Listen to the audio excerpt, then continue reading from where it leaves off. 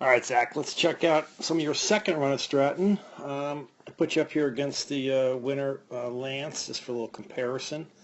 He's obviously a little bigger than you, but there's still fundamentals that we need to work on that he's going to show us. He's got a little more weight, but at the same time, the girls' winner is about your size and would have come in fourth in this run for the guys. So let's check him out. First off, he does have a kickstart, so he's kickstart taking the feet up and breaking that wand really before he moves into the course. You got the right idea. You're rocking forward. You know you want to get moving and momentum. I don't expect you to lift your feet up as much as him, but we can start getting a little lift out of that.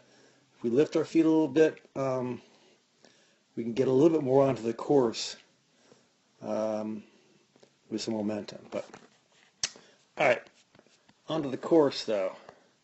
The main thing we're going to talk about is line and some technique here, and really the leveling out. You can see he comes through here. He's already very level as he goes by, the panel. And that's going to be the main theme.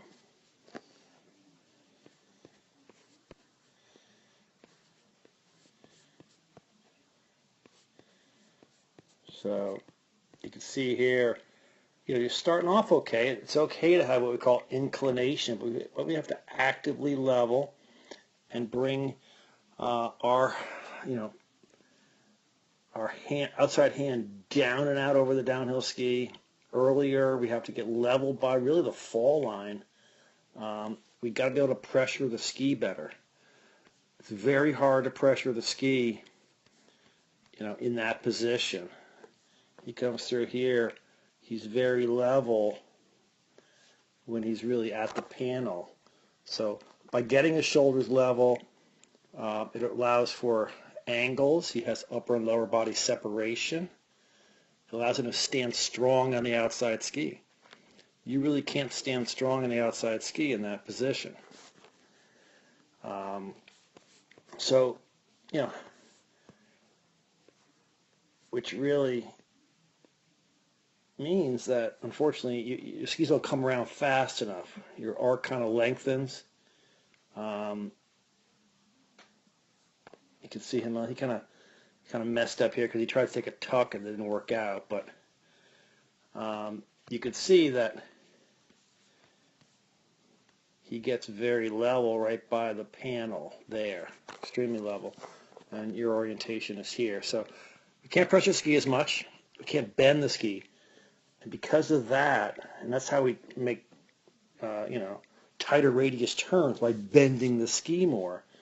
The tighter radius turn we can snap off turns. We can then run a more direct line a little bit. You're going to come in here and have to make this big round line because you're really not bending the ski. So the arc is very long. What's good about it is, and there's a lot of good stuff going on in the run here, Zach. You're carving virtually the whole run. You're being above it. You're bringing shape back to the pole here.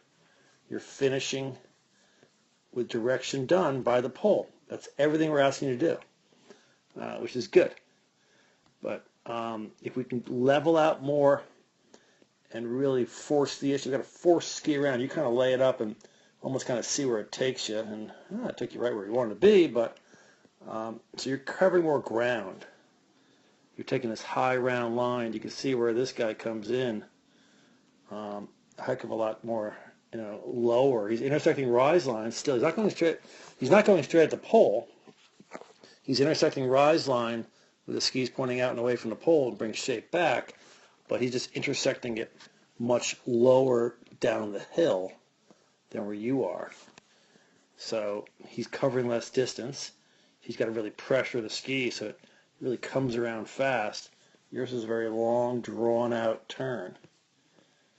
But it's hard to lower your line if we're not able to make a shorter, radius type turn because you're not pressuring the ski. So they're kind of intertwined here, interrelated. All right. So that's going to be the general theme of all of this.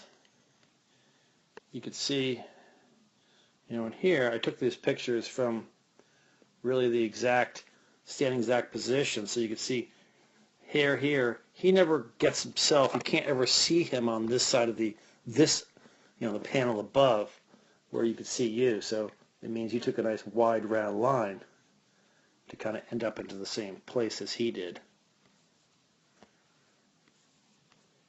So, but it's going to start with, really trying to actively level as the turn progresses. So, top of the turn, yeah, we can have inclination. We can be in that, what looks like we're leaning in, right like that.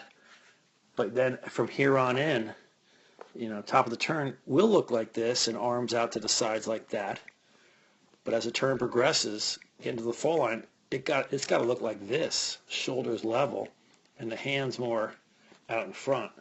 So we got to make sure we are driving the hands forward, particularly outside one, out over that downhill ski, trying to really get into that angulated position, like this. Right? So, it's hard to do that in a course, though. I mean, look at him come through here. He's going to have his feet pointed, again, skis pointed out and away from the pole, so he can bring shape back when he intersects rise line.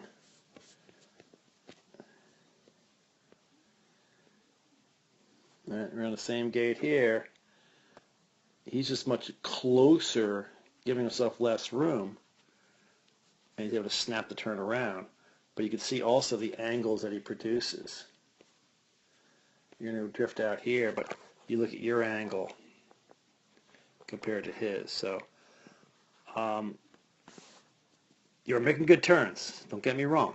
But and how are we going to do that? It's really hard in the gates, so we have to do this in free skiing. We have to do the slopey drills. We have to practice lifting up the inside ski when we're going down. We could drag our pole tips both below you on the outside one down below, really trying to get angles, and then we can hopefully bring that to the race course. All right, so line is a function of ability, as I talked to you in our tech talk, and right now you're probably on the right line based on how you're turning, but we need to get some more angles, lower the line, and you will be a lot faster, my friend.